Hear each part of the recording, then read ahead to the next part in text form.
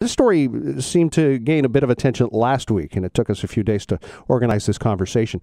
Our next guest is a registered clinical psychologist and associate professor of the Department of Psychology and Neuroscience at Dalhousie, who did a recent survey, to see how perfectionism can be a potential killer. On the line with us this afternoon, as mentioned, Dr. Simon Sherry. Dr. Sherry, welcome back to the show. How are you?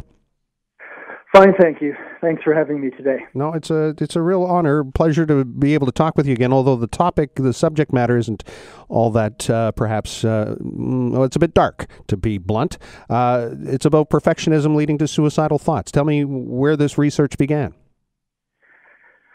Over the last 25 years, there have been dozens of studies carried out on the relationship between perfectionism and suicide.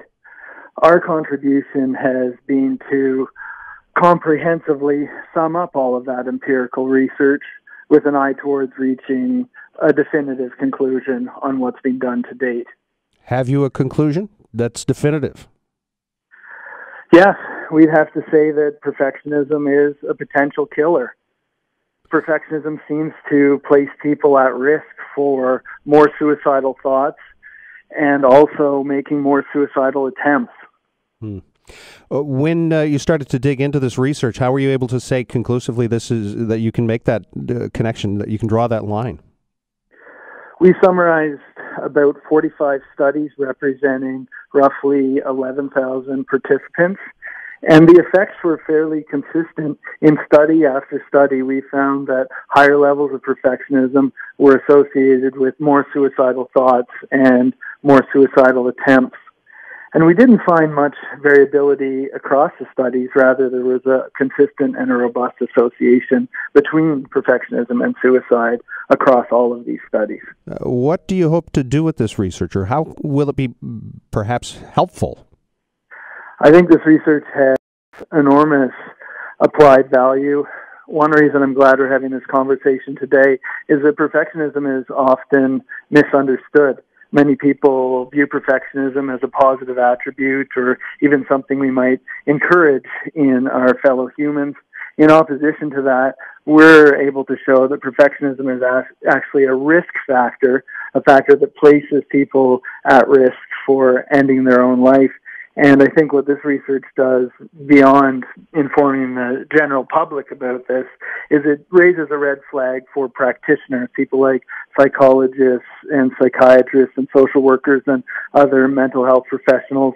And that red flag is, if you're assessing someone who's highly perfectionistic, don't look past the possibility that he or she may be at risk for suicide. Here with us today, Dr. Simon Sherry. He's a registered clinical psychologist. And just a reminder, if you are in crisis, there's 911. There's a crisis line in the province has. It's available 24 hours a day if you're looking for help or services. It is out there.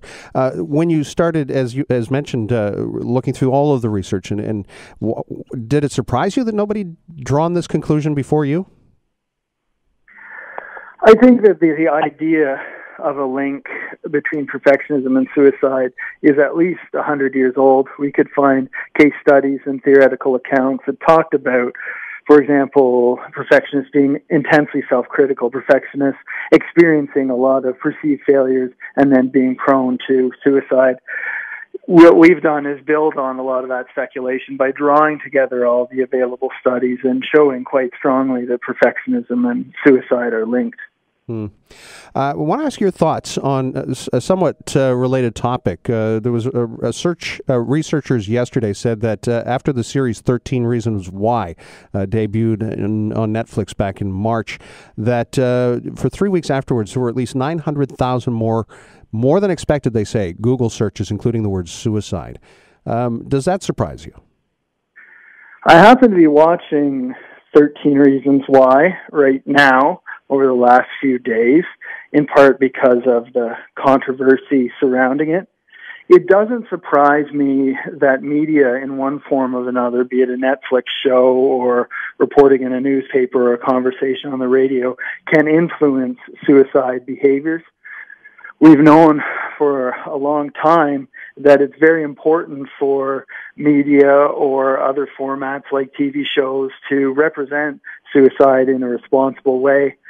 You don't want to create a glamorous or romanticized view of suicide because there are some people who will imitate that behavior. So you have to be very careful in the way in which suicide is discussed in our culture because social media and other forms of media do influence people in terms of their suicide behavior. I've heard from experts like Dr. Stan Kutcher who says it's one thing to have a conversation about suicide. It's completely counterproductive, though, if it's not informed conversation, if it's not helpful conversation. Is that can you empathize with that perspective? Absolutely, and that's one of the reasons why we wanted to do our own research on perfectionism and suicide, because oftentimes perfectionism is under-recognized as a contributor to suicide. So we wanted to try and close the gap between science and practice, and also close the gap between what the public believes and what science shows. So I think it's very important for the conversations we have about suicide to be informed by research. Where do you go from here? What's next? We're very interested in understanding why perfectionism results in suicide. It's one thing to show a link between perfectionism and suicide, but it begs the question, why may there be this association between perfectionism and suicide? And we've got a few candidate answers under investigation. One thought is that perfectionists are relentlessly self-critical. They have a strong sense that good enough is never good enough. And in their day-to-day lives, they often generate a real strong sense of failure. In addition to that, we find consistently that perfectionists really have trouble in their social relationships. They struggle to play nicely with other people, and oftentimes without the benefits of social supports and stable, positive relationships, we think they feel a real strong, painful sense of alienation. So together, these two factors, we think, add up to a place where perfectionists feel an unbearable sense of psychological pain. Perfectionism contributes to a personal world and a social life that hurts. And under those conditions, we're studying whether or not perfectionists turn to suicide as a potential means of escape. Well, it's troubling information, but it could be very helpful moving forward. As tough of a conversation as this is, it's an important one. And well, thank you for opening the door to it, Dr. Sherry. Appreciate it.